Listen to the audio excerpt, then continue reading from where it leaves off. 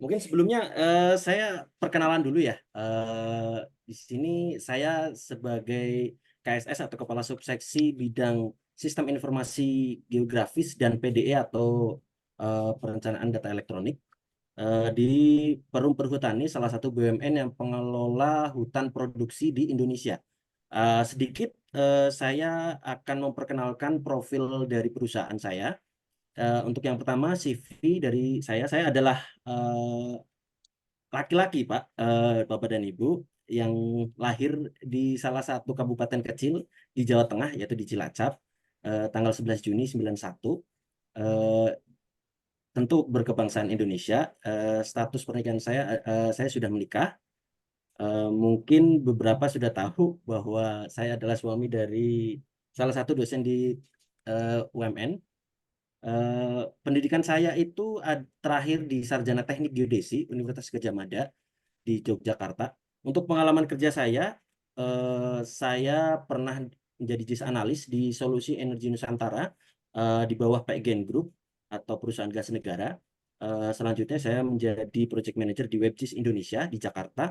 Kemudian saya pernah di pertambangan di tambang batu bara sebagai main surveyor supervisor di PT Dharma Henwa Mining di Tanah Laut. Itu merupakan grup dari Bakri Group. Eh, dan terakhir sampai saat ini saya menjadi kepala seksi eh, kepala subseksi SIK dan PDE di Perum Perhutani. Em, Mungkin beberapa pencapaian atau sertifikasi yang saya punya itu Surveyor Kadastral berlisensi dari BPN, WebGIS and Management Data dari Esri. Saya juga punya basic remote pilot, lisensi untuk menerbangkan drone dari FASI. Yang terakhir adalah akuisisi dan pengelolaan lidar untuk forestry dari Green Valley Indonesia. Eh, Lanjut sedikit tentang Perhutani Group. Eh, Perhutani ini adalah merupakan perusahaan pengelola kehutanan yang dimandatkan dari Kementerian Kehutanan. Jadi beda ya Bapak dan Ibu antara Kementerian Kehutanan dengan Perhutani. Kalau Kementerian Perhutanan itu adalah suatu lembaga milik negara yang mengelola hutan-hutan lindung, hutan suaka marga satwa, dan lain-lain. Kalau perhutani itu adalah hutan produksi. Perhutani sendiri berbentuk perum, makanya sistem struktur organisasinya itu semua sahamnya dimiliki oleh pemerintah. Eh, Perhutani ini sekarang menjadi grup dengan tiga anak perusahaan yang utama. Yang pertama Inhutani 1, terus Inhutani 5, dan Ekonik. Untuk Inhutani 1 dan 5 adalah pengelolaan area hutan produksi di luar Jawa. Kalau Perhutani sendiri adalah pengelola hutan produksi di Jawa dan Madura, sedangkan Ekonik adalah pengelola wisata wisata alam atau wisata hutan yang ada di seluruh Indonesia. Total kawasan luas Perhutani Group itu 3,6 juta hektar atau 2,9% luas hutan di Indonesia. Wilayah untuk perhutaninya di 2,4 juta, dan sekarang itu ada aturan baru dari kementerian karena lain suatu hal kita dipangkas menjadi 1,3 juta hektar. Untuk Inhutani sendiri ada di 1,2 juta hektar. Em, Portofolio sebelumnya mungkin akan saya sebutkan visinya itu menjadi perusahaan pengelola hutan berkelanjutan dan bermanfaat bagi masyarakat. Untuk misinya adalah ada tiga, Bapak dan Ibu: Planet, People, dan Profit. Mengelola sumber daya hutan secara lestari, peduli kepada kepentingan masyarakat dan lingkungan sekitar hutan, dan mengoptimalkan bisnis kehutanan dengan prinsip GCG. Portofolio bisnis utama kami itu ada beberapa. Yang utama pasti beberapa orang tahu, terutama orang yang zaman dulu ya, itu kayu pasti jati. Kita ada jati, sengon, sonokeling, mahoni, dan lain-lain, kayu-kayu log. Terus ada industri kayu berupa plywood dan lain-lain. Terus kita ada utamanya di Getah Pinus atau GTD, Gondorukem Terpentin dan derivatnya. Terus ada minyak kayu putih dan ekowisata tentunya. Terus ada beberapa produk-produk turunan lain kecil-kecil seperti kopi, madu, opal, dan produk-produk agrobisnis lain. Eh, Profit utama sebenarnya profit perumput hutani di Pulau Jawa itu sebenarnya lumayan besar karena Jawa itu masih banyak area-area hutan yang bisa kita manfaatkan. Revenue untuk perhutani itu banyak di GTD dan kayu ya Bapak dan Ibu. Masing-masing 41%. Kita tahu bahwa Gondorukem dan kayu perhutani itu kita ekspor keluar. Yang lain itu mungkin hanya sebagian kecil ya. Amanat pengelolaan hutan perhutani itu kita dimandatkan dari Kementerian Kehutanan, Tata Hutan dan Penyusunan Rencana Pengelolaan Hutan, Pemanfaatan Hutan, Rehabilitasi dan Reklamasi Hutan, dan selanjutnya Perlindungan Hutan dan Konservasi Alam. Sebenarnya kita ada beberapa produk lain, cuman ini produk-produk yang tidak terlalu terkenal ya Bapak dan Ibu. Contohnya itu ada porang, jahe, serai, terus ada peternakan juga, lalu ada kopi juga, duren kita juga ada. Cuman itu lokal ya. Lanjut, ini adalah Sustainable Forest Management Certification. Itu mungkin sebagai syarat ya, syarat dari pembeli ya atau pengimpor kita untuk memenuhi sertifikat. Jadi kita kalau misal jual kayu atau jual getah itu harus punya sertifikat ini dan ini dan ini. Ini contohnya.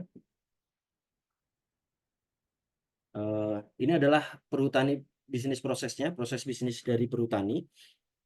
Dari input kita ada regulasinya. Regulasinya itu dari Kementerian Kehutanan yang pasti. Yang pertama adalah forest planning untuk perencanaan, lalu nursery atau seed, lalu planting penanaman, lalu maintenance perawatan, proteksi atau kita keamanan ya biasanya, lalu ada harvesting atau production. Primary produknya ada wood product, pensep atau tadi getah pinus ya, jejibut leaves atau kayu putih, minyak kayu putih, ada logs dan exploitation waste, ada agroforestry product, kita juga ada tebu juga, terus ada ecotourism dan commercial zone. Processingnya itu kalau wood itu biasanya ada di TPK, tempat pemungutan kayu. Kalau sadapan pinus itu ada di PGT, pabrik getah terpentin atau PPCI ya. Kalau untuk minyak kayu putih kita punya pabrik juga namanya PMKP, pabrik minyak kayu putih. Terus kita sebenarnya lagi ada proses bisnis baru berupa biomasa atau bisa disebut green energy ya Bapak dan Ibu. Cuman lagi pengembangan dan lagi bikin pabrik juga. Untuk agroforestry dan ecotourism itu masing-masing dipegang oleh anak perusahaan. Untuk secondary produknya kita ada banyak. Rata-rata produk kita adalah produk yang setengah jadi ya. Jadi kita ekspor keluar, ketika produk jadi kita itu hanya beberapa, cuman skalanya kecil, seperti minyak kayu putih tadi, madu dan lain-lain. Kita juga sebagai konsumen kita bisa buka atau beli kayu di toko perhutani. Oke, ini yang tadi saya sebutkan, perhutani produknya ada timber, penchemical, ecotourism, nature-based solution, atau herbal.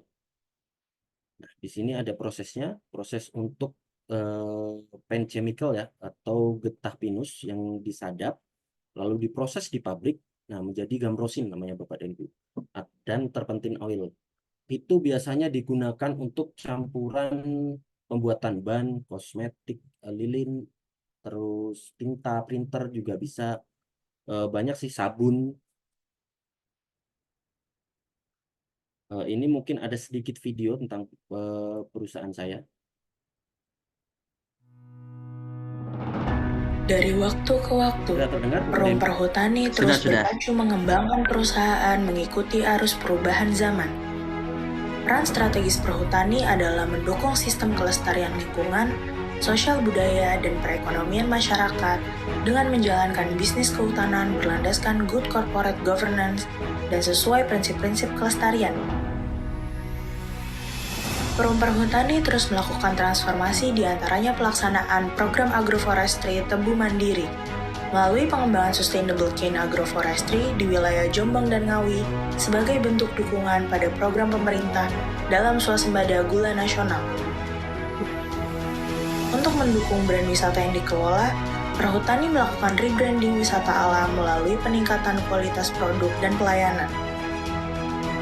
Mendorong visi net zero emission, Perhutani bersama Pertamina Power Indonesia mengembangkan proyek Nature Based Solution atau NBS melalui skema Reduce Emission from Deforestation and Forest Degradation atau REDD yang bertujuan untuk mendorong percepatan pencapaian Nationally Determined Contribution Indonesia tahun 2030.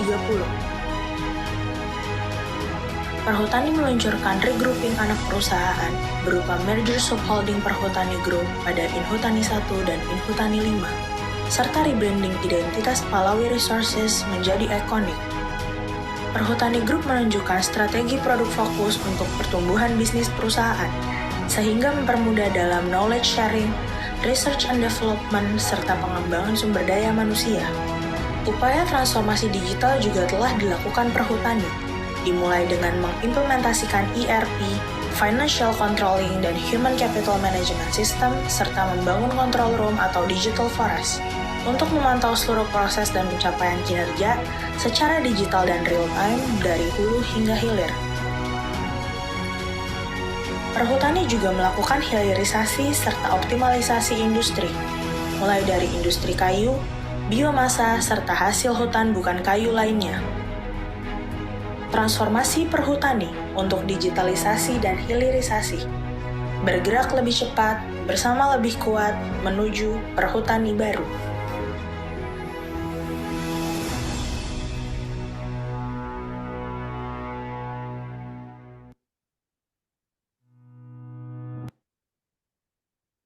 Ya, mungkin sekian sudah terlihat ya Bapak dan Ibu. Oke, langsung saya mulai saja.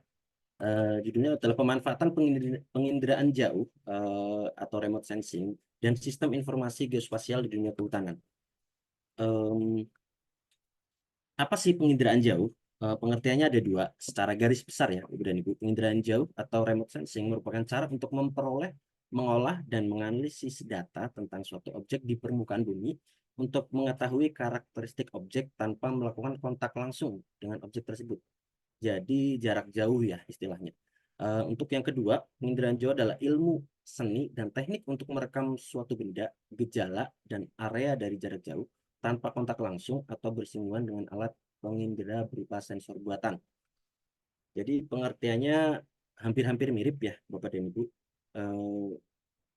Kita merekam dari jarak jauh, baik menggunakan sensor atau menggunakan tenaga lain. Lanjut, untuk komponen utama penginderaan jauh atau remote sensing itu ada 6. Yang pertama adalah energi. Tenaga penginderaan jauh dapat berupa gelombang elektromagnetik, alamiah, dan gelombang elektrobuatan. Tenaga tersebut bersumber dari cahaya matahari.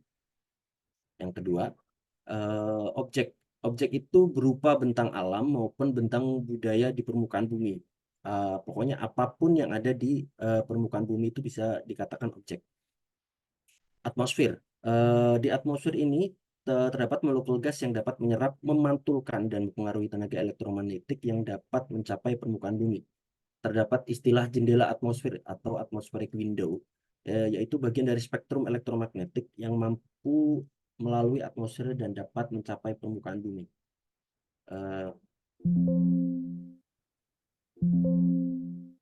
Selanjutnya ada sensor. Digunakan untuk melacak, mendeteksi, dan merekam objek-objek di alam dalam jangkauan tertentu.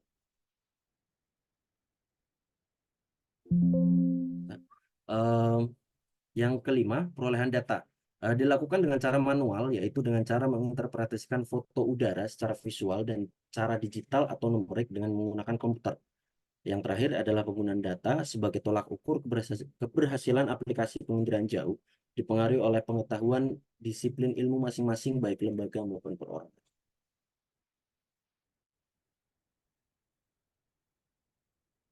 Selanjutnya di sini ada jenis-jenis citra penginderaan jauh. Sebenarnya ada dua secara garis besar Bapak Ibu. Yang pertama adalah citra foto dan citra non foto. Yang sebelah kiri layar itu adalah citra foto, citra satelit dengan sensor pasif.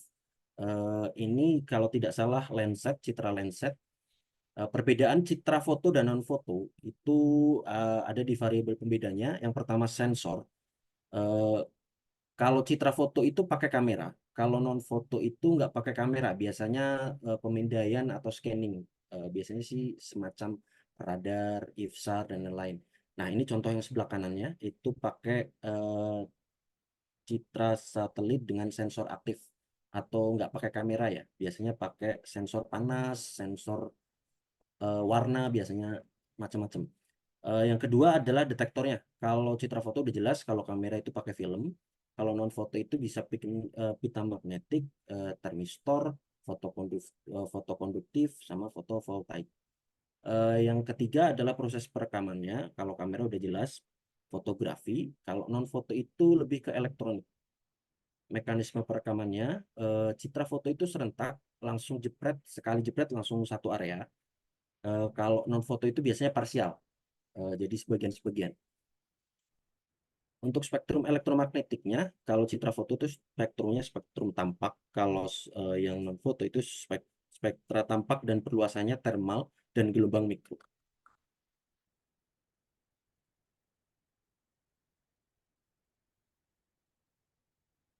Citra foto itu dibedakan berdasarkan spektrum elektromagnetik yang digunakan, posisi sumbu kamera, sudut lipatan kamera, jenis kamera, dan warna yang digunakan dan wahana yang digunakan.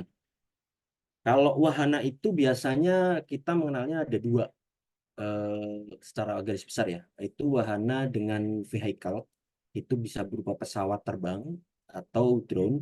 Yang kedua dengan satelit. Eh, di sini ada tiga macam foto sebenarnya, secara garis besar tiga macam foto. Yang pertama itu foto condong atau miring. Ini contohnya. Saya ini ini contohnya foto condong dan miring. Menyudut terhadap garis tegak lurus pada permukaan bumi dengan besaran sudut sekitar 100 derajat. Ini biasanya diambil menggunakan pesawat atau UAV drone, itu untuk kebutuhan wisata ya biasanya, atau film. Ini foto vertikal. Foto vertikal itu sumbu kamera tegak lurus terhadap permukaan bumi. Ini biasanya yang dipakai untuk pemetaan atau analisa-analisa spasial yang lain. Ini bisa pakai satelit, contohnya Google Earth atau Bing. Eh, Bisa juga pakai drone. Dia ngambil secara tegak lurus. Yang terakhir itu foto sangat condong atau oblique photograph. Ini digunakan dewasa ini itu biasanya kalau Bapak dan Ibu pernah menggunakan Google Street View, itu adalah pemanfaatan dari foto sangat condong atau high oblique photograph. Akhir-akhir ini foto oblik ini bisa digunakan untuk mendesain sesuatu ya. Contohnya untuk para insinyur sipil atau arsitek itu biasanya menggunakan foto oblik karena ketika mendesain itu jadi lebih real karena dia menggunakan foto oblik. Itu bisa diukur ya Bapak dan Ibu. Kalau foto oblik itu kelebihannya itu bisa diukur. Dari tinggi bangunannya, dari luas areanya, panjangnya itu bisa diukur. Oke, lanjut citra non foto. Citra non foto itu dihasilkan dengan sensor, bukan kamera. Dibedakan berdasarkan spektrum elektromagnetik, sumber sensor, dan wahana yang digunakan. Sama saja, sebenarnya wahananya pun sama. Ada dari satelit, juga ada dari vehicle. Itu berdasarkan sensornya terdiri dari dua, citra tunggal dan citra multispektral. Citra tunggal itu mengkombinasikan citra spektrum gelombang yang berbeda untuk mengidentifikasikan suatu bentuk. Ini contohnya. Ini biasanya digunakan di perusahaan-perusahaan plantation atau forestry untuk mengidentifikasi kesehatan lahan, kesehatan kesuburan tanah, atau kesehatan tanaman. Biasanya digunakan untuk itu. Atau analisa-analisa spasial yang lain. Kalau citra multispektral itu biasanya dibuat dengan saluran jamak atau saluran sempit yang terdiri dari RBV, Raytheon Beam Vidicon, digunakan untuk merekam gambaran jarak dekat dan MMS multispectral scanner untuk mendapatkan gambar radiometrik. Ini biasanya digunakan dalam analisa-analisa yang lebih mendalam, analisa banjir, analisa bencana, itu biasanya pakainya multispektral. Citra multispektral itu bisa juga digabungkan dengan citra tunggal. Eh, itu nanti ke level berikutnya, Bapak dan Ibu. Nanti bisa jadi gambar citra yang bisa kita olah, kita bisa analisa dari segi warnanya, dari segi kombinasinya, dari segi pikselnya. Jadi bermacam-macam ya. Citra itu bisa diolah menjadi berbagai macam kebutuhan analisa data. Oke, kita lanjut ke SIG atau Sistem Informasi Geografis. Eh, apa sih SIG? SIG itu adalah suatu komponen yang terdiri dari perangkat keras, perangkat lunak, dan data geografis, dan sumber daya manusianya tentunya, yang bekerja sama secara efektif untuk memasukkan, menyimpan, memperbaiki, memperbarui, mengelola, memanipulasi, mengintegrasikan, menganalisa, dan menampilkan data dalam suatu informasi berbasis geografis. Bagaimana sih cara memperoleh data geografis? Ada banyak, Bapak dan Ibu. Yang pertama, survei lapangan, pengukuran fisik atau landmarks. Biasanya kita ambil sampel kayak semacam polusi udara, terus udara kayak kemarin di Jakarta juga sempat rame ya, ada polusi udara. Pengumpulan data non fisik juga bisa, data sosial, eh, politik, ekonomi, dan budaya. Kemarin yang pemilu juga sebenarnya ada beberapa paslon itu yang mengeluarkan eh, analisa-analisa berbasis SIG sebenarnya. Yang kedua ada sensus dilakukan dengan pendekatan kuesioner, wawancara, pengamatan, pengumpulan data secara nasional dan periodik. Sensus, contohnya sensus jumlah penduduk, sensus kepemilikan tanah, sensus harta juga bisa. Yang ketiga itu statistik, merupakan metode pengumpulan data periodik atau per interval waktu pada stasiun pengamatan dan analisis data geografis tersebut. Contohnya data curah hujan. Untuk yang keempat, penginderaan jarak jauh yang tadi eh, saya bahas di awal atau remote sensing merupakan ilmu dan seni yang mendapatkan informasi tanpa harus kontak langsung dengan objek ya. Oke. Lanjut di sini ada komponen-komponen SIG, ada data, ada perangkat keras, perangkat lunak, SDM, itu disatukan menjadi GIS. Kemudian data merupakan komponen yang sangat penting dalam sistem informasi geografis. Data dan informasi bisa didapatkan secara tidak langsung dengan cara mengimportnya dari perangkat-perangkat lunak SIG yang lain. Secara langsung, dengan data itu dapat diperoleh dengan cara digitalisasi data spasial dari peta dan memasukkan data atributnya dari tabel-tabel dan laporan dengan menggunakan keyboard. Teknologi SIG menjadi sangat terbatas kemampuannya jika tidak ada sumber daya manusia yang mengolahnya. Eh, Sistem dan pengembangan sistem untuk aplikasi yang dewasa ini ya sangat maju itu membutuhkan SDM yang khusus ya di dunia SIG ini. Penggunaan sistem SDM pengguna sistem dan SDM pembuat sistem harus saling bekerja sama untuk mengembangkan teknologi SIG. Di sini ada konfigurasi perangkat SIG. Ini ada scanner, ada digitizer. Kalau zaman dulu mungkin CD-ROM ya. Kalau sekarang mungkin lebih ke flash disk atau hard disk, USB dan lain. Untuk alat prosesnya ada komputer. Ini juga sudah SSD sekarang. Untuk alat keluarannya bisa dari layar atau plotter, printer itu berupa peta biasanya. Perangkat lunak itu mempunyai fungsi memasukkan data, memanipulasi data, menyimpan data, analisis data, dan penayangan informasi geografi. Beberapa persyaratan yang harus dipenuhi dari software SIG. Yang pertama, ini yang paling penting ya, bedanya SIG dengan eh, data-data lain itu mempunyai database management system atau DBMS, memiliki fasilitas pemasukan dan memanipulasi data geografi, yang selanjutnya memiliki fasilitas untuk analisis dan visualisasi, yang terakhir memiliki kemampuan graphical user interface atau GUI yang dapat menyajikan hasil atau penayangan printout informasi berbasis geografi dan memudahkan untuk akses terhadap seluruh fasilitas yang ada. Jadi GIS itu adalah satu kumpulan database manajemen yang di dalamnya itu ada data spasialnya dan data atributnya. Pada intinya GIS itu seperti itu, Bapak Ibu. Nah, di sini ada data SIG. Sebagian besar data yang akan ditangani dalam sistem informasi geografis merupakan data spasial, yaitu sebuah data yang berorientasi secara geografis yang memiliki koordinat ya. Kalau secara harfiahnya, data spasial itu adalah data yang memiliki posisi atau koordinat. Dibagi menjadi dua kelompok data, yaitu data spasial dan non-spasial, yang seperti tadi saya bilang. Informasi lokasi spasial itu ada koordinatnya, yang penting ada lintang dan bujur atau X, Y, Z, atau X, Y, dan Y saja, nggak masalah. Terus di dalamnya itu juga terdapat informasi deskriptif atau atribut, informasi non-spasial.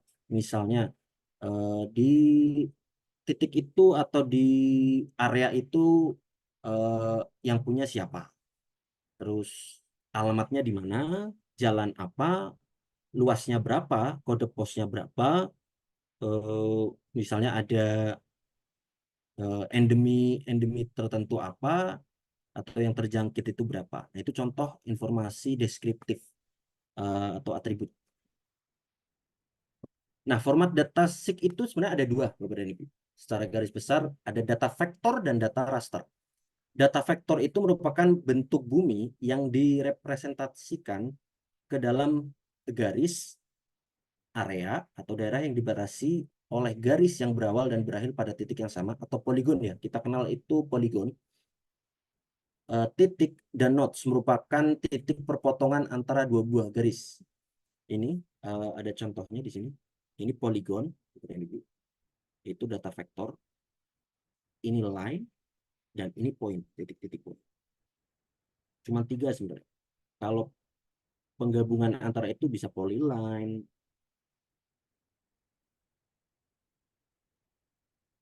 atau data nodes yang tadi. Ini data vektor. Yang kedua ada data raster. Data raster itu disebut juga dengan cell grid, adalah data yang dihasilkan dari sistem penginderaan jauh. Pada data raster, objek geografis direpresentasikan sebagai struktur cell grid yang disebut dengan pixel atau picture element. Itu biasanya citra, gambar, citra, pokoknya yang dia mengandung pixel itu disebut data raster kalau dalam SIG. Lanjut, ini ada subsistem SIG. Alurnya, data input menjadi SIG, data manipulation, analisis, data management, data output. Data inputnya itu berupa tabel, laporan, dan lain-lain. Data tematik, citra satelit juga bisa, foto udara bisa. Ini storage database, ada retrieval, processing, output. Outputnya banyak. Kalau SIG itu bisa tabel, peta, laporan, informasi digital. Itu kenapa SIG itu sebenarnya bisa dipakai di segala bidang ilmu sebagai analisa data. Ini metode inputnya, metode input untuk data SIG. Ada GPS atau Global Positioning System. Itu sistem satelit orbit bumi yang dapat memberikan posisi atau lokasi pada permukaan bumi dengan tepat. Kalau biasanya kita pakai sehari-hari sih Google Map ya, atau Google Earth lah. Itu juga bisa di HP. Itu 100 meter hingga sub sentimeter berdasarkan koordinat lintang dan bujurnya. Sistem yang terdiri dari 24 satelit, 21 satelit aktif, 3 satelit cadangan yang mengorbit dan memancarkan sinyal waktu yang sangat presisi. Kalau ini itu biasanya kita pakai itu di GPS geodetik kalau sudah berbicara presisi. Sinyal-sinyal diterima oleh peralatan elektronik khusus yang biasa disebut GPS receiver dapat memberikan pengukuran posisi di permukaan bumi secara langsung. Yang kedua ada remote sensing yang tadi di awal dibahas, itu menggunakan satelit atau pesawat untuk mendapatkan informasi mengenai permukaan bumi berupa foto digital dengan akurasi tertentu ya, akurasi peta tertentu. Satelit-satelit yang ada berbeda berdasar seberapa detail informasi yang didapat dan spektrum elektromagnetik yang dirasakan. Sinyal-sinyal dari satelit dipancarkan ke stasiun penerima bumi, kemudian sinyal-sinyal tersebut ditransformasikan menjadi suatu gambar digital yang tadi dibahas di awal, remote sensing yang menggunakan satelit.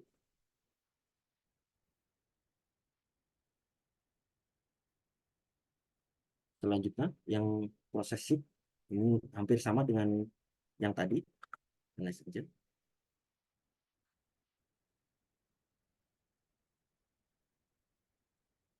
Di sini apa sih fungsinya SIG?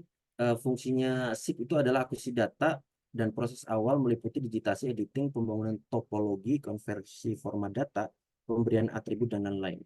Yang kedua, pengelolaan database meliputi pengarsipkan data, menyimpan database. Yang ketiga, pengukuran keruangan, analisis data, meliputi operasi pengukuran jarak dan luas wilayah, analisis buffering, overlay, IDWS, kriging, dan lain-lain.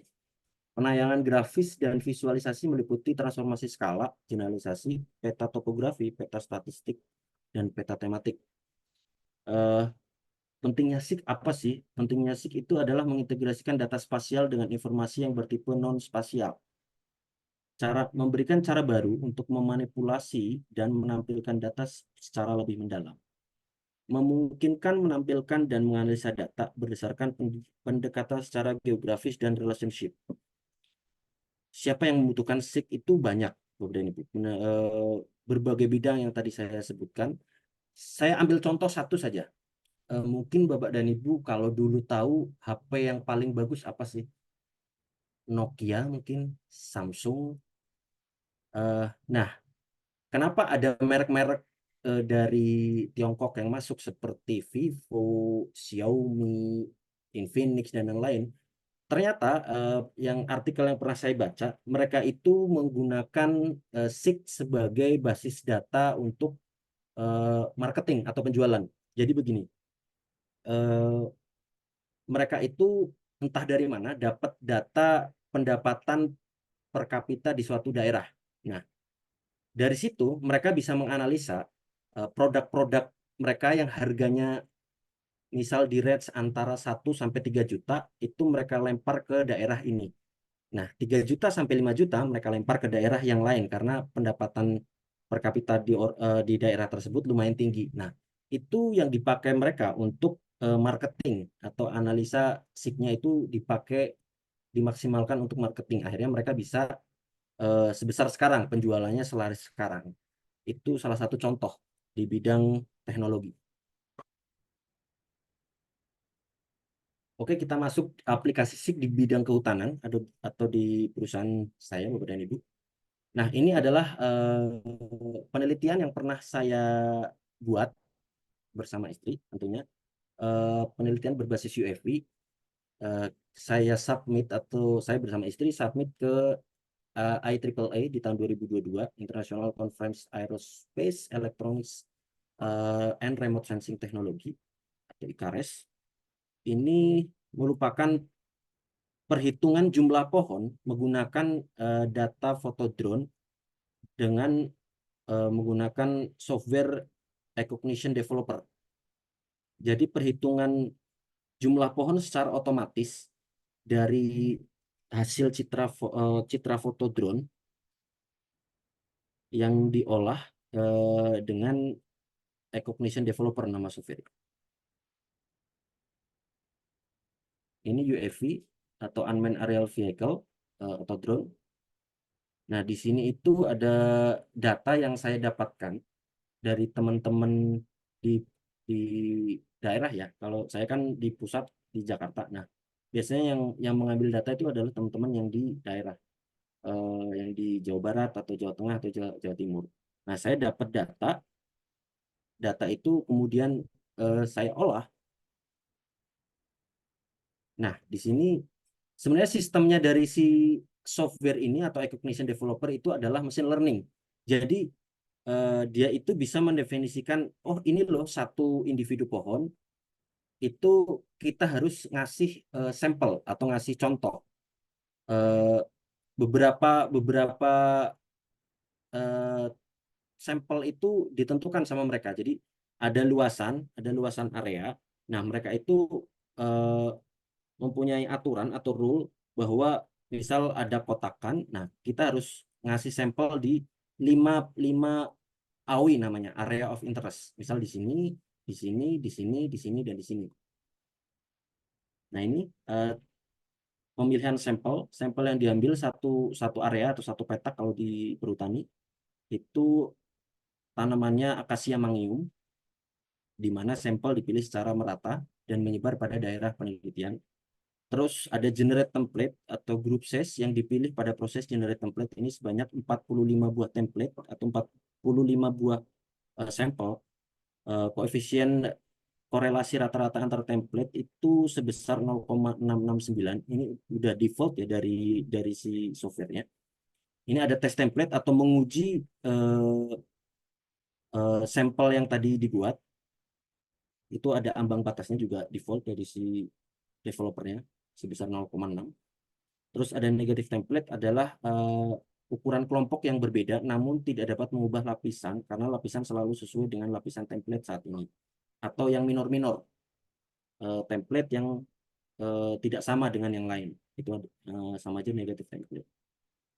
Nah, di sini ini saya buat memang citranya nggak terlalu bagus resolusinya karena saya waktu itu teman-teman itu ngambil di ketinggian sekitar 120 sampai 130 meter di atas permukaan tanah.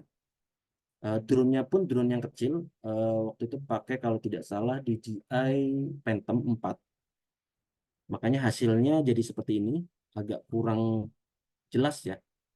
Nah, tapi saya coba buat waktu itu untuk mengambil sampel akasia per individu pohon. Nah, di sini dari si software itu bisa mengkoreksi ini correct, ini false. Jadi kalau yang per individu pohon ini dia ada unsurnya, jadi dia bentuknya agak bulat, masuk dalam kotakan yang ini, kotakan yang tengah, terus ada tanah-tanahnya, ada warna. Jadi mereka itu mendefinisikan bahwa satu individu pohon itu biasanya berdasarkan warna atau lapisan. Nah, kalau ini bedanya, kalau ini kan dia keluar keluar dari keluar dari kotakan, terus bentuknya nggak karuan, bentuknya tidak beraturan. Ini juga sama, yang bawah juga sama. Nah, ini untuk pemilihan sampel. Pemilihan sampel itu proses pembuatan sampel Acacia Mangium itu bertujuan untuk software dapat melakukan atau pengenalan bentuk objek untuk mendeteksi objek secara teliti. Pengambilan sampel dilakukan pada seluruh area dengan tujuan mewakili tiap bagian objek yang akan dijadikan sampel. Pada area penelitian itu luasnya sekitar 2,87 hektar.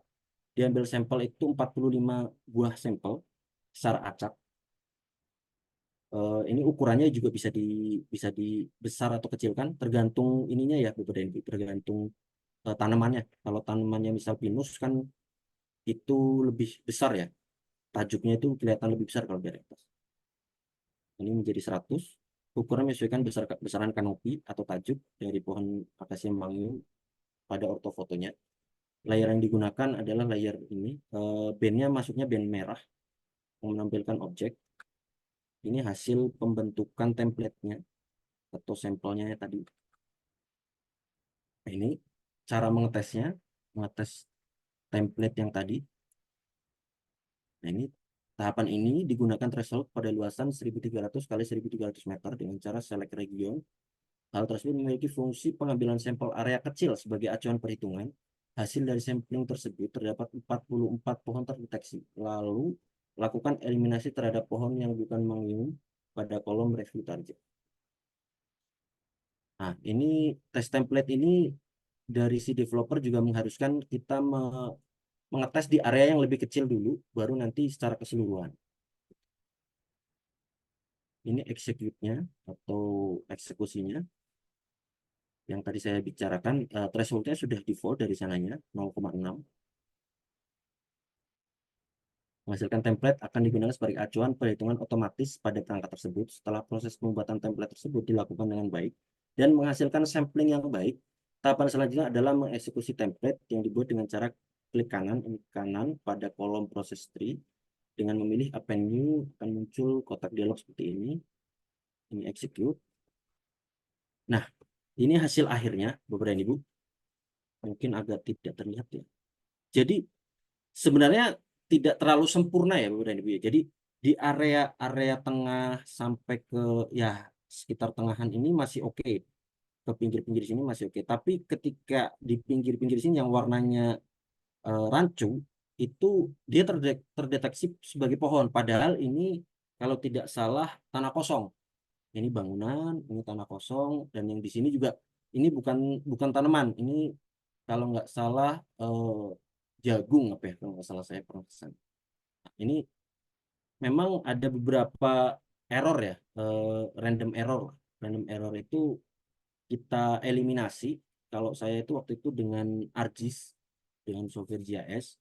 Jadi eh, outputnya si software ini kan berupa poin. Nah, poin itu bisa kita convert ke SHP atau set file. Nanti kita eliminasi di ArcGIS, lalu kita tampalkan dengan si ortofotonya. Itu, Bapak dan Ibu. Nah, di sini kesimpulannya identifikasi pohon akasia mangium secara otomatis melalui 3 proses, yaitu seleksi template, general template, dan test template. Hasil perhitungan pohon secara otomatis diperoleh threshold 0,699 dengan jumlah 518 pohon terdeteksi. Nah, ini sudah saya eliminasi beberapa beberapa pohon-pohon yang sebenarnya bukan pohon. Jadi tetap ada manualnya ya, Bapak dan Ibu. Nah, mungkin ini saya akan tunjukkan pengaplikasian SIG di kehutanan ya atau di perhutani ya. Jadi mungkin sehari-hari saya itu mengurusi eh, area atau wilayah spasial dari perhutani itu berupa petak-petak seperti ini, Bapak dan Ibu. Ini adalah namanya petak. Petak-petak ini dipisah biasanya berdasarkan umur atau berdasarkan jenis tanaman. Ini saya ngambil kalau nggak salah di daerah Cepu. Cepu itu jati, kebanyakan jati. Nah, ini ada jati, ada mahoni juga. Biasanya yang besar-besar kayak gini, ini jati-jati yang zaman Belanda. Nah, yang kecil-kecil ini adalah jati-jati muda atau jati lokal. Namanya JPP, Jati Plus Perhutani.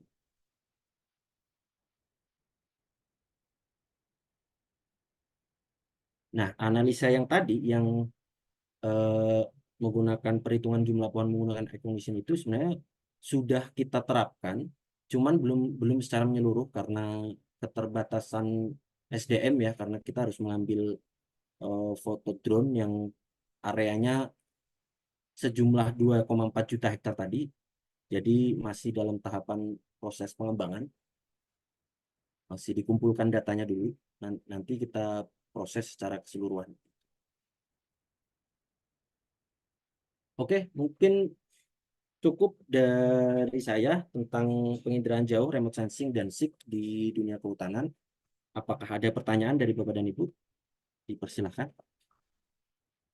Silakan Bapak Ibu, rekan-rekan mahasiswa kalau ada yang ingin bertanya bisa disampaikan. Atau kemarin yang sempat kuliah JIS, ada beberapa hal yang mungkin terkait dengan kehutanan boleh disampaikan kira-kira gunanya apa sih, ini dipakainya buat apa gitu. Silakan.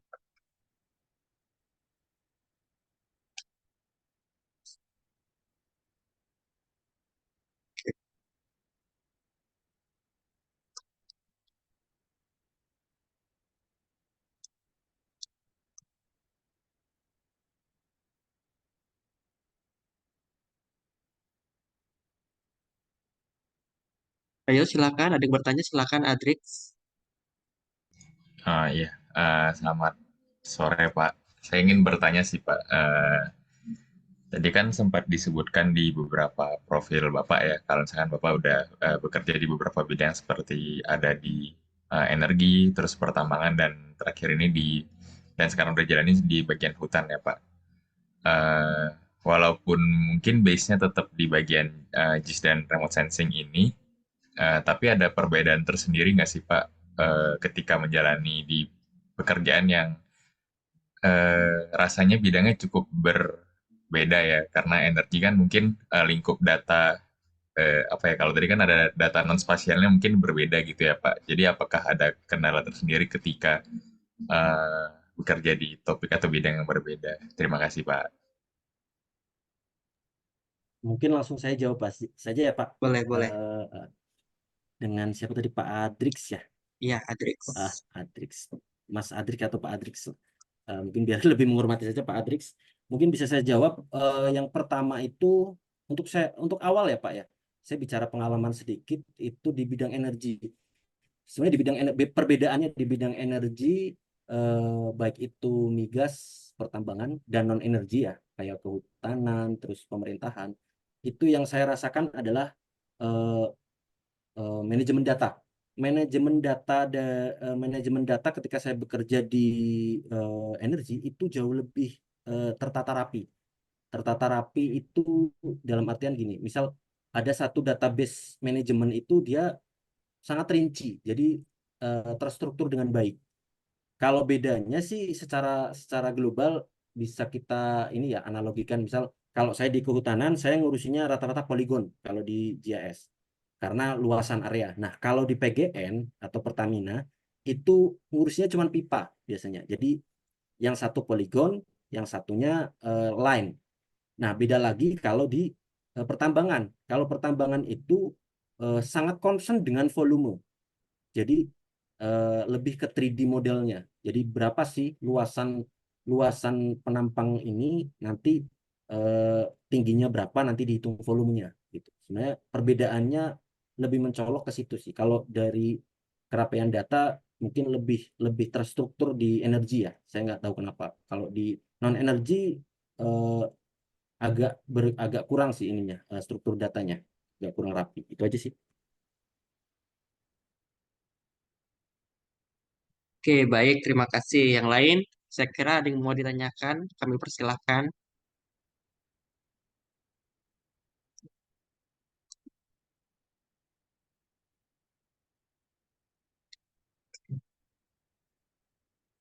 Kalau nggak ada, mungkin saya coba ada beberapa pertanyaan. Nah, kalau tadi kan di awal, bukan di awal, tadi di pertengahan disebutkan ada penggunaan UAV atau drone ya Pak ya. Nah, kalau drone sendiri di dalam pemanfaatan data yang digunakan di dalam SIG yang ada di Perhutani, itu sejauh apa yang diperlukan dalam penggunaan drone ini? Apakah datanya harus setiap hari kita pakai drone yang diambil? Apakah ada periode tertentu? Apakah ada data khusus yang memang mau nggak mau harus pakai drone digunakan? Seperti itu kira-kira. Oke.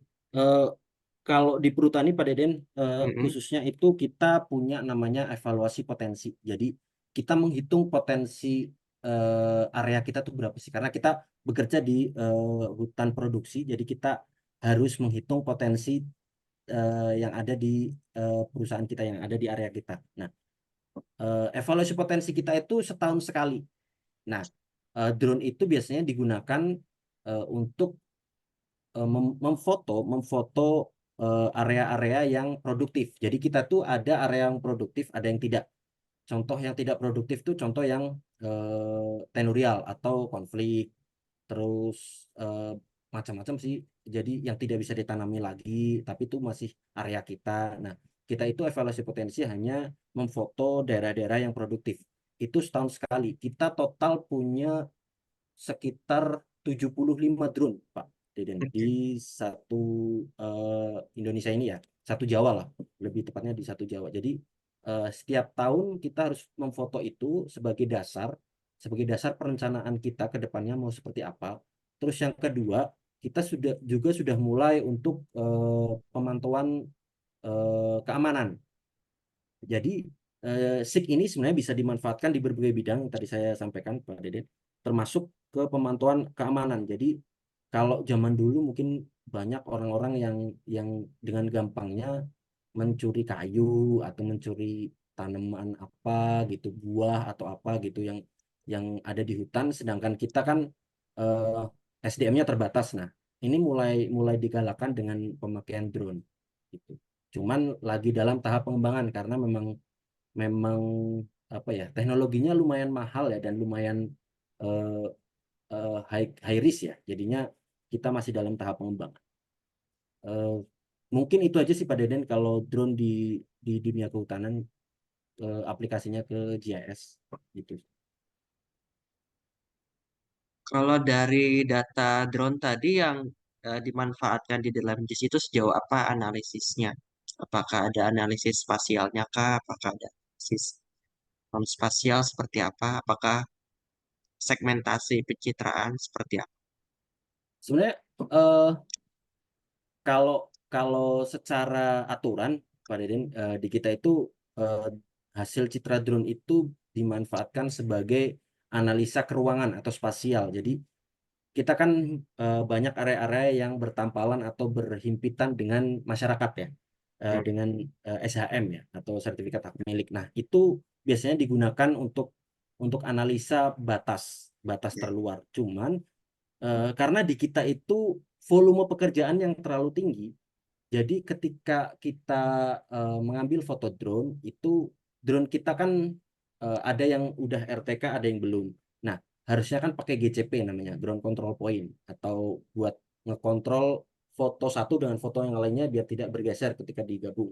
Nah, itu kita kita lewati tahap itu karena memang volume pekerjaan kita yang sangat tinggi. Jadi kita memfoto per region aja, per area gitu.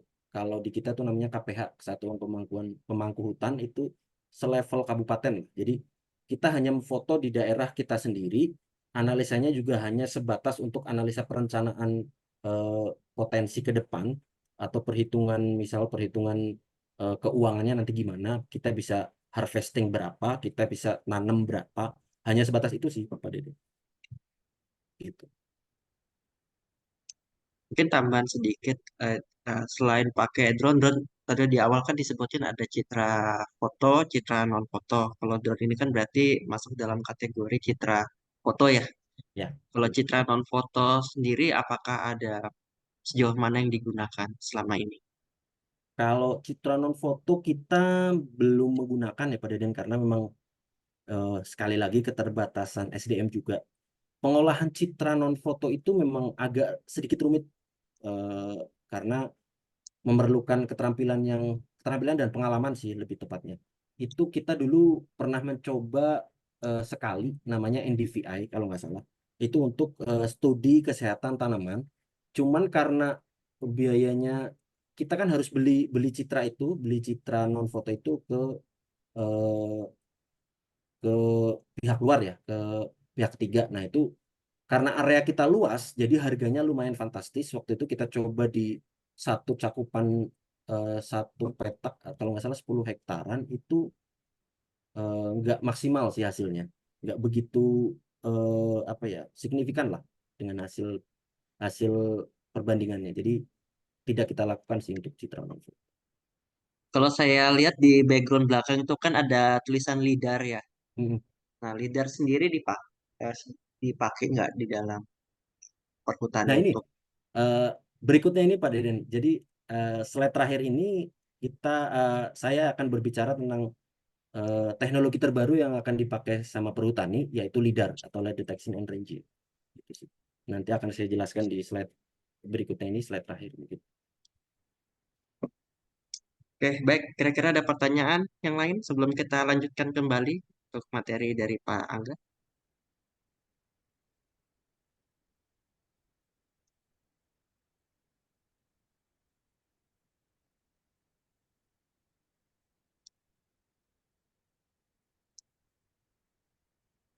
Oke, kalau nggak ada mungkin kita bisa lanjut aja. Oke. Saya share screen dulu. Apakah sudah terlihat Bapak dan Ibu? Sudah, sudah. Oke, langsung kita mulai ya. Jadi sebelumnya saya intro sedikit bahwa selama ini dari mulai tahun, kalau tidak salah, perhutani memakai drone itu di tahun 2016 itu sudah mulai memakai drone dan citra satelit meskipun nggak begitu ini ya, nggak begitu signifikan. Nah, mulai tahun 2022 2023 itu kita upgrade teknologi. Ya, teknologi ini menggunakan LIDAR atau Light Detection and Ranging. Nah, mungkin ini dulu kita kalau mau ngukur potensi, ngukur eh, sesuatu tentang hutan untuk perencanaan itu kita masih pakai cara manual ya, pakai pita ukur, diukur diameternya berapa, tingginya pakai haga, ini yang namanya haga. Nah, ini bisa ngukur tinggi, ini juga bisa. Nah, terus misal kalau harvesting kita harus ukur secara manual, panjangnya berapa, diameternya berapa, nanti bisa kita hitung. Oh, ini nanti dijual per kubiknya berapa, keuntungan kita berapa. Nah, untuk sekarang kita menggunakan LIDAR. Apa sih LIDAR? Light Detection and Ranging. LIDAR itu adalah rakitan modul yang berbeda yang mampu memancarkan cahaya atau laser yang mengukur variasinya ketika menemui hambatan. Variasi-variasi ini ditranskripsikan menjadi titik-titik yang dapat diklasifikasikan dan mewakili pada akhirnya point cloud yang akan menjadi representasi 3 dimensi. Jadi sebenarnya LIDAR itu adalah scanning ya, semacam scanning, tapi dia memancarkan titik-titik yang jumlahnya jutaan yang dinamakan dengan point cloud. Di sini saya contohkan di aerial LIDAR data atau LIDAR drone ya. Itu selama penerbangan laser memancarkan lebih dari 100.000 poin per detik dan mampu menembus vegetasi untuk mencapai tanah. Drone dan LIDAR disinkronkan dengan base station GNSS RTK untuk mendapatkan positioning yang mengirimkan koreksi GPS secara real time untuk menjaga akurasi sentimetri. Ada 3 jenis wahana untuk LIDAR, itu berupa drone, terus berupa handheld yang dipegang, dan berupa backpack atau yang digendong. Nah, ini secara gambaran gimana sih cara bekerjanya LIDAR. Jadi LIDAR itu sebuah sensor atau modul sensor, biasanya dilengkapi dengan kamera juga, dibawa sama drone atau pesawat, memancarkan laser. Nah, laser ini akan mantul balik dan diterima oleh si LIDAR itu, dan nanti bisa direpresentasikan menjadi 3 dimensi. Ini contoh. Ini real, ini aslinya, foto aslinya, dan ini hasil LIDAR.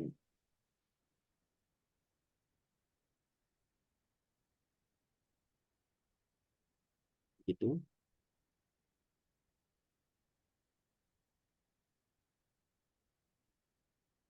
Lanjut. Ini hampir sama cara kerja LIDAR. Nah, ini teknologi yang dipakai sama perhutani sekarang itu kombinasi antara drone LIDAR yang dari atas yang dibawa sama drone, dengan backpack LIDAR atau LIDAR yang digendong ya, atau seperti tas gitu. Nah, ini komponennya, ini sensor LIDAR-nya, ini receiver GPS-nya.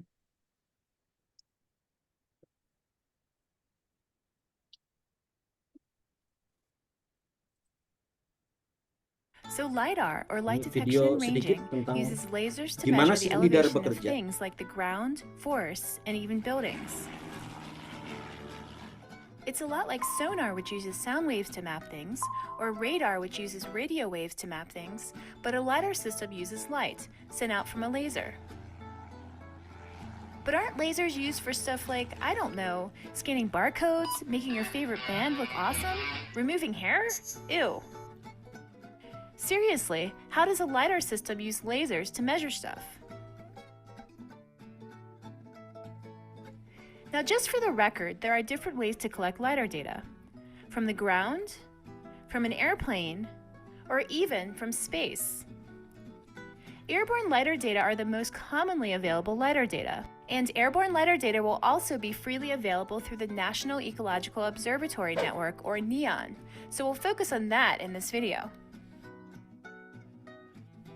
So to get how lasers are used to calculate height in airborne LiDAR, we need to understand the 4 parts of the system. First, the airplane contains the LiDAR unit itself, which uses a laser to scan the Earth from side to side as the plane flies. By the way, for you remote sensing geeks out there, the laser system uses either green or near-infrared light, because these wavelengths or types of light reflect strongly off of vegetation.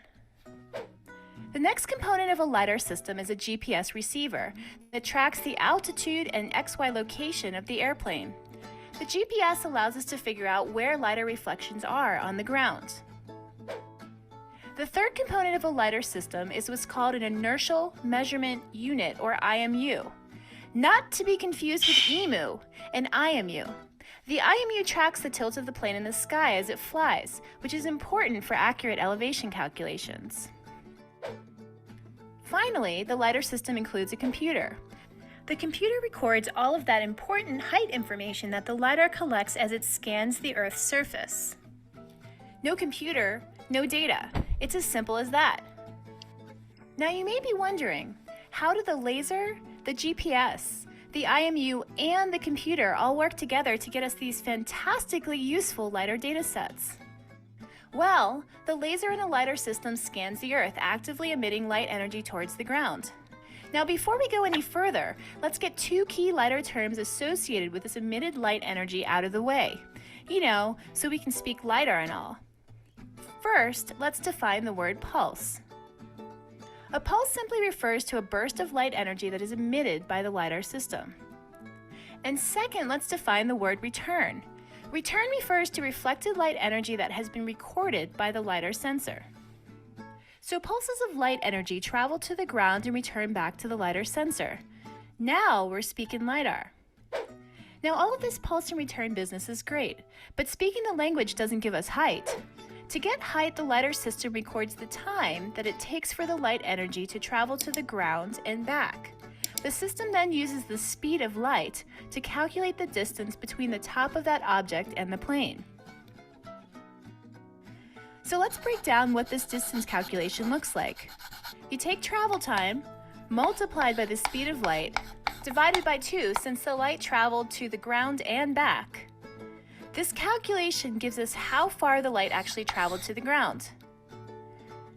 So using this math, we know the distance between the plane and the ground. But we're not done just yet. How do we figure out the actual elevation of the ground? To figure out ground elevation, we take the plane's altitude, calculated using that GPS receiver. And then we subtract the distance that the light traveled to the ground. And that covers the basics of how a LiDAR system uses lasers to measure height. So now we've got the basics down, but there are 2 more things that a LiDAR system has to consider when calculating height. First, the plane rocks a bit in the sky as it flies due to turbulence in the air. These movements are recorded by the Inertial Measurement Unit, or IMU. No, not EMU, IMU, so that they can be accounted for when height values are calculated for each LiDAR return. And also, an airborne system scans the Earth from side to side to cover a larger area on the ground when flying.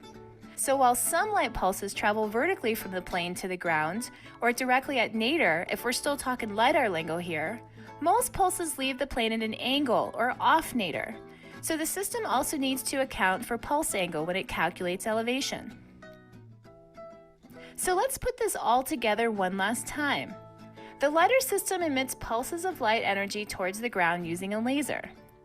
It then records the time it takes for the pulse to travel to the ground and return back to the sensor. It converts this time to distance using the speed of light. The system then uses the plane's altitude, tilt, and the angle of the pulse to calculate elevation. It also uses a GPS receiver to calculate the object's location on the ground. All of this information is recorded on that handy-dandy computer, also mounted on the airplane. And that, my friends, is how a LiDAR system works.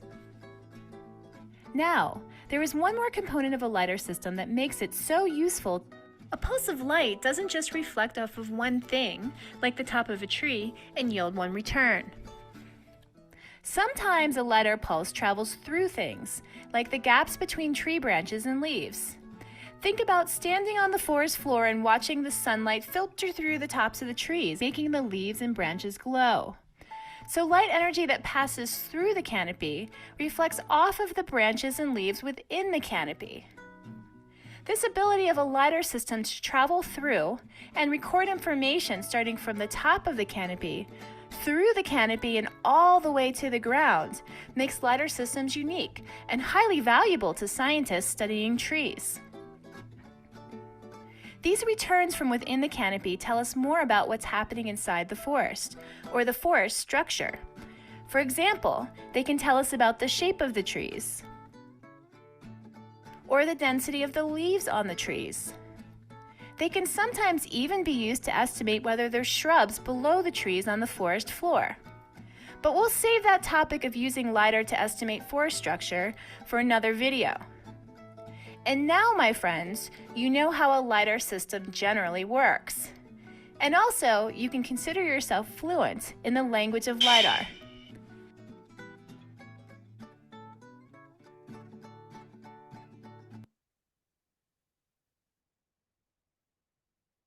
Ya, mungkin video tadi sedikit menggambarkan atau malah tambah bingung Bapak dan Ibu sekalian. Itulah cara bekerja LiDAR secara garis besar ya, terutama untuk mengukur pohon karena objek di tempat saya itu objeknya berupa pohon. Nah, ini contoh implementasi LiDAR di bidang lain banyak sekali sebenarnya. Contohnya ada di pemetaan, pertanian, kedirgantaraan atau pertahanan juga bisa, otomotif, hiburan, batimetri, konstruksi utama itu, energi, juga di pertambangan. Kita kasih contoh ada di pemetaan. Kalau pemetaan itu LiDAR itu sebenarnya kebanyakan digunakan untuk menentukan model elevasi ya, atau digital elevasi model. Jadi ketinggiannya berapa, bentuknya gimana, strukturnya gimana. Kalau Bapak dan Ibu tahu kontur, nah itu adalah hasil dari bidang pemetaan. Nah, biasanya LiDAR itu digunakan untuk membuat atau mencari kontur dari suatu objek. Ini di bidang pertanian. Sebenarnya di bidang pertanian hampir sama dengan bidang kehutanan. Mereka itu biasanya untuk menghitung potensi ya, atau menghitung jumlah produksi pohon, atau misal kalau di pertanian kayak tebu, jagung, tapi lebih ke ini ya, secara area ya. Kalau tebu, jagung dan padi gitu dia secara area gitu, jadi kumpulan.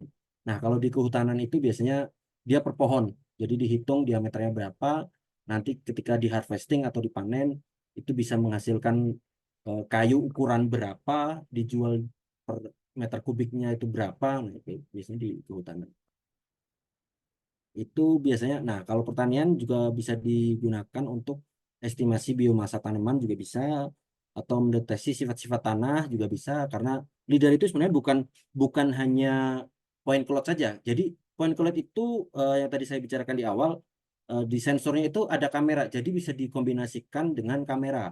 Jadi point cloud-nya itu nanti bisa berwarna sesuai sama real time.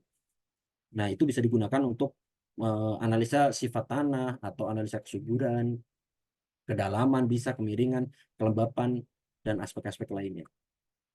Nah, ini untuk pertahanan. Pertahanan itu sebenarnya udah bukan rahasia lagi ya, jadi rahasia umum.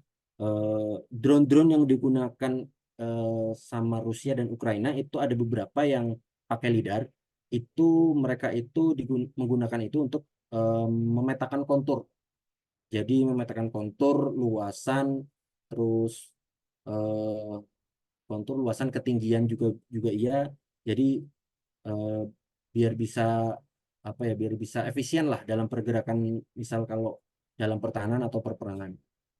Itu bisa pelacakan target juga bisa, terus perburuan ranjau juga bisa.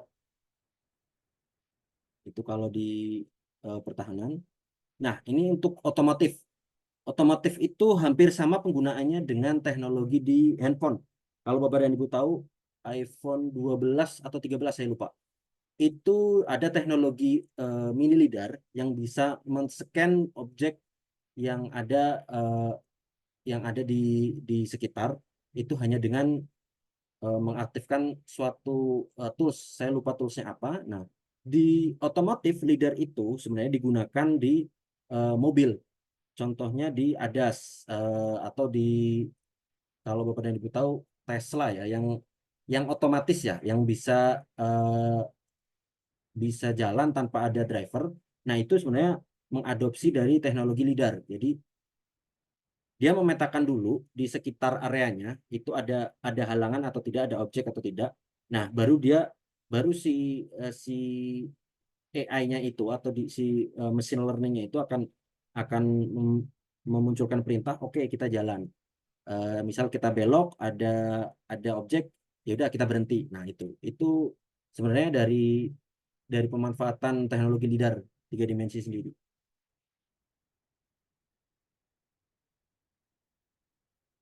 Untuk hiburan itu kalau Bapak dan Ibu tahu, dulu sempat ramai metaverse. Nah, itu adalah implementasi lidar di dunia kehutanan. Di dunia hiburan, sorry, di dunia hiburan. Jadi kita kayak bikin dunia sendiri, tapi dunia itu kita ambil dari real time. Jadi kita capture dari dunia nyata. Nah, nanti kita bisa editing, bisa manipulasi sendiri. Ada rumahnya, ada hutannya, ada stasiunnya, ada kotanya, dan lain-lain. Lebih ke realitas virtual ya. Nah, ini untuk batimetri. Kalau batimetri itu sangat berguna kemarin waktu pelacakan pesawat jatuh. Nah, itu menggunakan sistem lidar juga. Kalau di air itu namanya sonar ya biasanya. Itu terus tsunami juga kemarin, analisa tsunami, terus erosi, terus risiko banjir juga bisa pakai lidar. Untuk dikonstruksi udah jelas, kalau konstruksi hampir sama dengan pemetaan ya, untuk volume, untuk kelerengan, kemiringan, ketinggian, biasanya dipakai di pembuatan gedung, tunnel, jembatan, terowongan, jalan. Itu sangat penting sekali untuk mengetahui ketinggian atau konturnya. Nah, ini untuk energi itu biasanya di power line ya. Kalau biasanya kalau kalau saya biasanya tahu tuh di PLN atau power line. Biasanya untuk mendeteksi eh, jalur-jalur kabel SUTEP bertegangan tinggi, kabel bertegangan tinggi, itu analisanya bisa kalau sekarang pakai lidar. Jadi untuk jalur baru, terus untuk analisa misal mau pindah jalur atau mau mematikan jalur yang ini, nah itu analisanya pakai lidar, bisa pakai lidar. Di migas pun sekarang kebanyakan pipa-pipa Pertamina dan PGN juga ada beberapa yang saya lihat sudah pakai teknologi lidar untuk analisa ininya ya, analisa lebih mendalamnya untuk energi. Ini untuk pertambangan. Kalau untuk pertambangan udah jelas, karena tadi saya sempat cerita, concern mereka ada di volume, itu biasanya menghitung stokpel atau cadangan batu bara yang belum diangkut sama mereka atau belum digiling biasanya, belum dipecah ya, belum di cruising. Itu untuk menghitung cadangannya berapa, yang udah terambil atau terkeruk sama yang belum, atau yang masih di dalam tanah, yang berupa SIM-SIM itu. Nah, itu sekarang sudah pakai lidar. Oke, kalau di kehutanan, mungkin tadi saya sudah intro sedikit, sudah jelas. Kalau di kehutanan itu yang penting adalah volume kayunya. Sebenarnya kalau volume kanopi pun kita ada beberapa kasus yang kita butuh, termasuk contohnya biomasa. Biomasa itu kan semua pohon itu kita jadikan bubur, istilahnya kita giling, baik daun, ranting, eh, kayu dan lain-lain kita giling. Tapi kalau untuk log kayu, kayu papan, wood panel gitu-gitu, nah itu yang penting adalah diameter dari si kayu utamanya atau DBH, biasanya orang kehutanan menyebutnya DBH, diameter brace height atau diameter setinggi dada, itu 1,3 meter lah dihitungnya itu. Nah, ini yang udah kita lakukan, kita coba ukur di Perhutani. Ini hasilnya. Di sini bisa kita lihat. Nah, kalau ini yang dikombinasikan sama foto, hasilnya hampir kayak real time, realistis. Jadi bangunannya juga ada putihnya, warna putihnya. Untuk tanahnya juga coklat, terus daun-daunnya hijaunya juga sama. Cuman prosesnya jauh lebih berat ya, karena digabungkan dengan foto atau ortofoto. Nah, ini mungkin Bapak dan Ibu ada yang bertanya-tanya, kok warnanya beda-beda, Pak? Kenapa? Nah, ini warna beda ini adalah warna default dari si software. Jadi si software itu sudah selesai mendefinisikan per individu pohon. Nah, ketika sudah selesai mendefinisikan per individu pohon, bahwa satu dengan yang lainnya itu berbeda, individu pohonnya berbeda, tidak nyampur. Nah, itu nanti setelah itu baru bisa dihitung diameternya berapa, baru ketemu volume. Nah, ini yang udah kita lakukan kemarin training di Madiun, di pusat pengembangan dan pendidikan kita.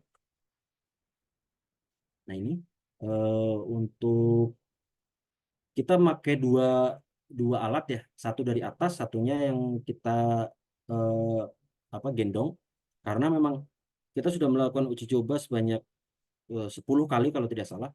Itu ketika lidar itu hanya dari drone saja, itu DBH-nya tidak, atau batang si pohonnya tidak terlihat secara sempurna.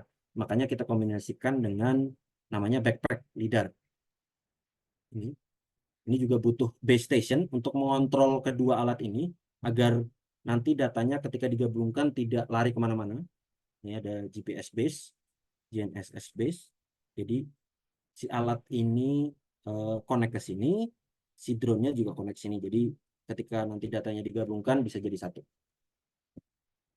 Ini pembuatan jalur terbang juga, importing data dan yang lain. Nah, ini untuk ini kemarin lokasinya ada di Madiun, luasnya 4,2 hektar. Nah, ini contohnya. Ini backpack lidar namanya. Nah, ini penggunaannya di gendong. Nah, ini untuk drone-nya. Drone-nya sudah ada sensor lidarnya ya, bawahnya. Kita memakai DJI Matrix 350 seri. Ini untuk pemasangan base-nya, base station. Nah, ini untuk pengolahan datanya. Ini hasilnya yang tadi, Bapak dan Ibu. Hasilnya seperti ini. Untuk yang warna abu-abu itu adalah ground atau tanah. Jadi si software itu mendefinisikan bahwa tanah itu adalah abu-abu. Nah, di sini ya, di sini itu. Nah, ini ketika data yang drone saja. Nah, ini hasilnya. Jadi ada yang kena semua, ada yang enggak, ada yang tipis. Nah, ketika nanti datanya seperti ini kita tidak bisa dapat volume karena tidak terdeteksi sama software. Makanya kita gabungkan antara drone sama backpack. Nah, ini kita bisa tahu tingginya berapa, kita bisa tahu lebarnya berapa, panjangnya berapa, sama diameternya berapa. Nah, ini kita bisa tahu. Nah, ini proses pengolahan datanya. Nama softwarenya adalah Lidar 360. Ini merge point cloud. Itu penggabungan point cloud dari yang drone lidar sama backpack lidar. Terus dipotong berdasarkan poligon yang kita inginkan. Nah, di sini ada klasifikasi ya, atau classify low point, ground point, dan deep learning. Jadi si software itu bisa mendefinisikan bahwa oh, ini low vegetation atau semak. Oh, ini mid vegetation atau tanaman bukan tanaman utama atau tanaman sisipan. Nah, ini ada high vegetation atau tanaman utama. Terus si software juga bisa mendefinisikan, oh, ini building atau bangunan. Terus ini ada orang juga bisa, terus vehicle, kendaraan juga bisa. Itu dari si software bisa mendefinisikan berdasarkan bentuknya. Gitu, dan deep learning ini biasanya digunakan sama kita untuk memecah. Misal ada pohon yang berdekatan, nah kadang si software itu mendefinisikan pohon ini satu. Nah, biasanya dari deep learning ini kita bisa mecah itu jadi dua, jadi sendiri-sendiri. Nah, tahapan normalization itu adalah tahapan di mana ground itu yang tadinya mungkin topografinya real time-nya sangat curam, itu didatarkan semua. Nah, segmentation ini adalah menghitung DBH per individu pohon. Jadi data yang kita hasilkan itu ada, yang utama sebenarnya yang kita pakai itu ada 3. Yang pertama, jumlah pohon udah pasti karena per individu pohon nanti tertulis berdasarkan tabelnya. Terus koordinatnya X, Y, Z-nya itu ada per individu pohon. Terus DBH-nya atau diameter brace height per individu pohon juga, sama tinggi pohon. Kalau diameter tajuk sebenarnya nggak begitu penting ya kalau buat kita. Nah, ini contohnya ada tree ID. Ini var-nya itu variatif atau variasi. Ini bisa di delete sebenarnya. Ini tree ID atau identitas si tiap pohon. Nah, ini jumlah pohon kan bisa kita hitung dari sini, jumlahnya berapa. Nah, ini si pos X, pos Y, dan Z itu adalah X, Y, Z. Itu bisa kita atur, bisa UTM, bisa bintang jujur. Itu tergantung kita. Untuk tree height itu adalah tingginya, tinggi pohonnya. Tinggi pohon itu dihitung dari ground atau dari tanah ke ujung. Jadi ke poin yang paling ujung, paling atas. Nah, ini ada DBH atau diameter preset yang tadi. Itu hasil datanya. Mungkin eh, untuk penjelasan LIDAR cukup. Apakah ada pertanyaan dari Bapak dan Ibu sekalian? Silakan teman-teman yang ingin ditanyakan terkait dengan materi tentang LIDAR ini. Jadi sedikit membuka. Jadi LIDAR ini salah satu tadi data ya, data untuk non fotografik yang digunakan untuk data sistem informasi geografis juga. Kalau nggak ada, mungkin saya ada satu pertanyaan. Untuk LIDAR sendiri itu format datanya seperti apa nanti yang dikeluarkan? Eh, Format datanya itu berupa LAS, Pak Deden namanya, Oh, laser atau las. laser, ya, dot LAS biasanya. Nah, dot LAS itu bisa diolah nanti menjadi, saya lupa namanya apa ya. Jadi bisa bisa diolah menjadi data 3 dimensi yang bisa ditampilkan jauh lebih ringan, karena jujur di perhutani ini kenapa pakai LIDAR? Karena kita sedang mengembangkan, kita pengen kayak metaverse. Jadi hutan kita itu bisa kita lihat hanya dari kantor gitu. Jadi cuman kalau data LAS itu kita olah, server kita nggak bakal kuat, karena yang kemarin itu yang kita uji coba itu seluas 4 hektar saja datanya itu 25 giga Pak Deden.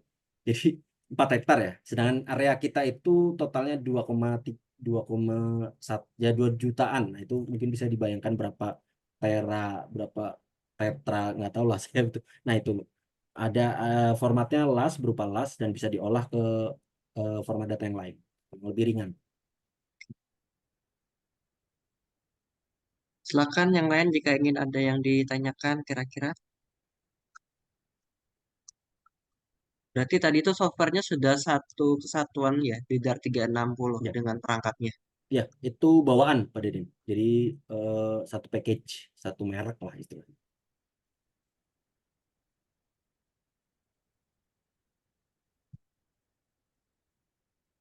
Silakan kawan-kawan, Bapak Ibu, jika ada yang ingin ditanyakan, boleh raise hand. Mumpung masih setengah jam ini ya Pak Dedin ya. Masih lumayan waktu.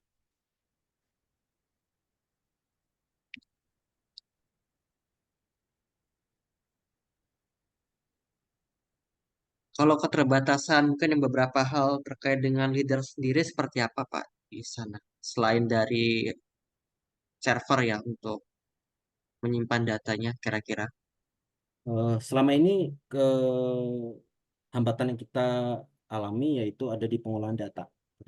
Pengolahan datanya, karena ini teknologi baru booming di eh, akhir-akhir ini. Jadi LIDAR itu mulai booming tuh di awal tahun 2018, 17, 18, 19 lah. Itu jadi pengolahan datanya itu masih lama. Jadi se area yang kita ambil itu per hari itu sekitar 50 hektar. Itu butuh waktu sekitar 2 hari untuk mengolahnya. 2 hari sendiri, dan itu nonstop eh, si PC. Padahal kita sudah pakai PC yang high end ya. Nah, ini ya, spesifikasinya yang high end, i9 yang terbaru. RAM-nya juga sudah 128 GB, VGA-nya juga sudah di 64. Itu kendalanya di situ sih, Pak Deden. Lebih ke pengolahannya, karena datanya besar. Dengan besar. Oke.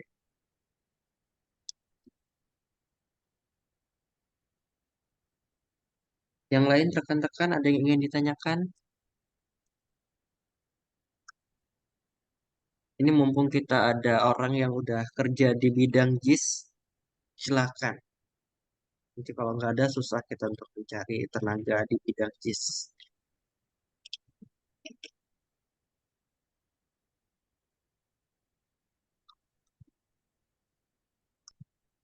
Mungkin dari saya Pak Deden, mungkin saya Boleh. lumayan penasaran ya. Mhm.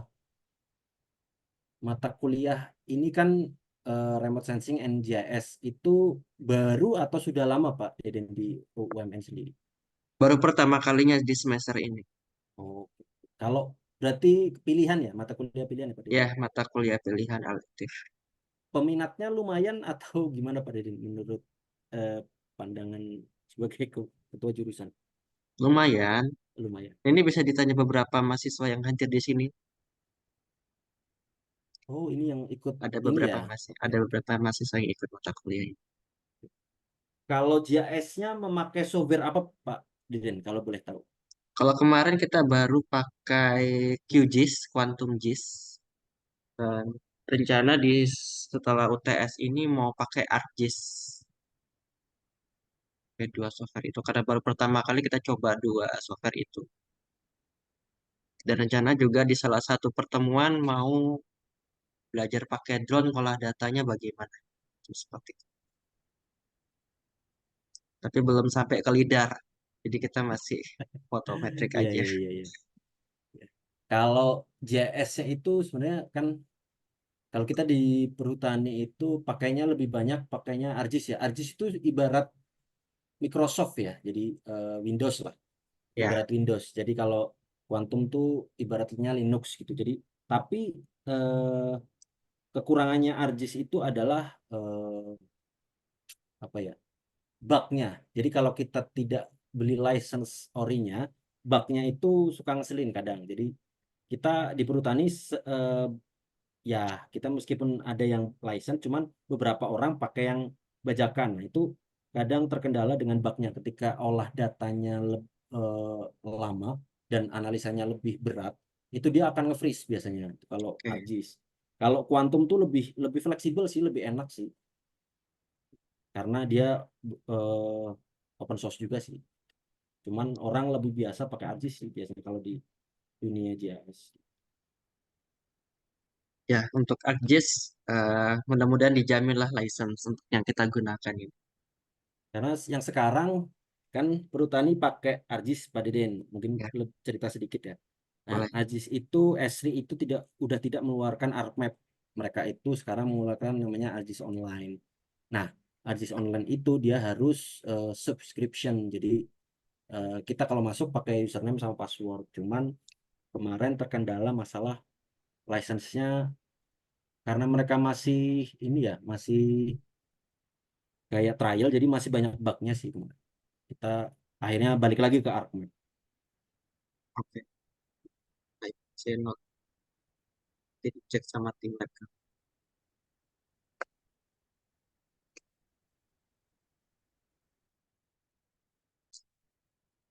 Baik, jika tidak ada pertanyaan, mungkin untuk acara pada hari ini sudah kita cukupkan saja. Sebelumnya terima kasih kepada Bapak Widastama Angga Permana yang sudah berbagi keilmuan tentang dunia JIS dan remote sensing, terutama di perhutani. Semoga apa yang Pak Angga sampaikan bisa bermanfaat buat kami sebagai pendengar.